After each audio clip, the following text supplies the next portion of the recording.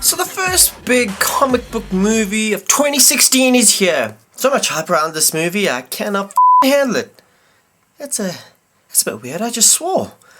Maybe because I just watched the face Deadpool movie. This is my Ryan Reynolds / Van Wilder voice. Poor guy just need a little TLC.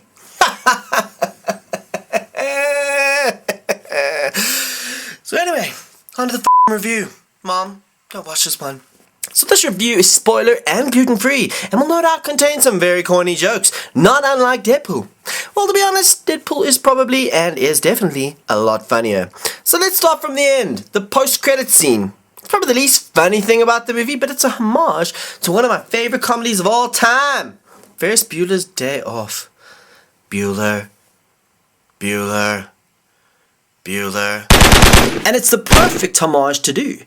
After all, it was Ferris who first broke the fourth wall and spoke directly to the audience back in 1986. Well, that's the thing. Deadpool doesn't try and sell itself as a completely original movie.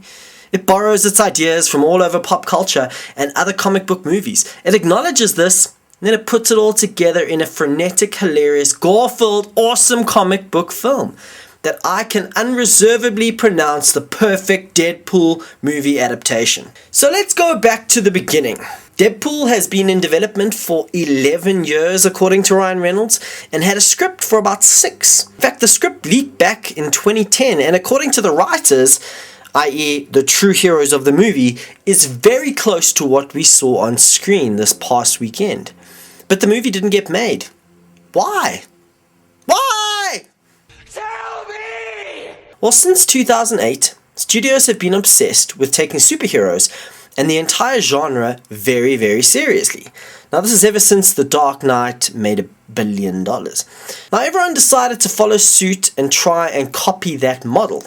Now, while that model is perfect for a character like Batman, it doesn't really fit other characters like Deadpool.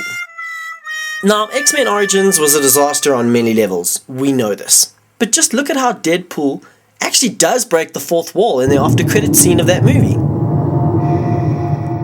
Now here, finally, Deadpool has his mouth unsewn, and they make the most comical, hilarious character of all seem scary, like he's from a horror movie. So as we know, studio executives, as all business people are very risk-averse. They want to make money, they don't want to lose it. So as a consequence, they look at what's working and they follow it, sometimes blindly, as in the case of Deadpool from 2009. So in order to do a proper Deadpool adaptation, it would require true creativity and originality. Comic books can take all the risk they like. After all, they're cheap to produce and have a loyal fan base. Now, movies, on the other hand, cost tens, if not hundreds of millions of dollars, and so I understand why studios waited many years before they were forced to pull the trigger on the movie. 11 years I've been trying to get this movie made, and Wow. we wrote we had a script. We did that about 6 years ago. Then we did a little bit of test footage for this movie. That test footage sat on a shelf at Fox for 4 years, and then about a year and a half ago, somebody accidentally leaked it on the internet. Was that you? Super crazy. Was that you? Oh no, I have nothing to do with that. Yeah. I have nothing to do with that. Very un-Canadian of you. Yeah. My mom was like, "What does this button do?" Guess we're making the movie now. And it just went nuts. The people just started writing and flooding Fox with begging and pleading for the Deadpool movie to get made. And then within 24 hours, we had a green light. We were making it. Wow. Is that quick? It was that quick. It was so undeniable, and it felt really good. Now, at the time of the review, it is projected that Deadpool will go on to make $130 million in the US over the 4-day weekend. Factor in the international box office, and you will have close to a $200 million opening on a $58 million budget. Now, that opening tops every other X-Men movie, even Days of Future Past, and every other Marvel movie except for Iron Man 3 and the Avengers movies. Now, that is amazing, considering that it's an R-rated movie. And the previous biggest opening from an R-rated movie that was a comic book movie was Zack Snyder's 300, which opened at $71 million.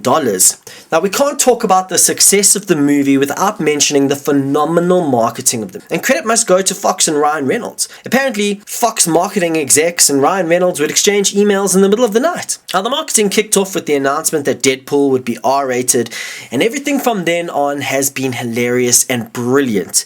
Betty White, testicular cancer, the Australia Day, the marketing has been so good that I was left thinking that the movie couldn't possibly live up to it.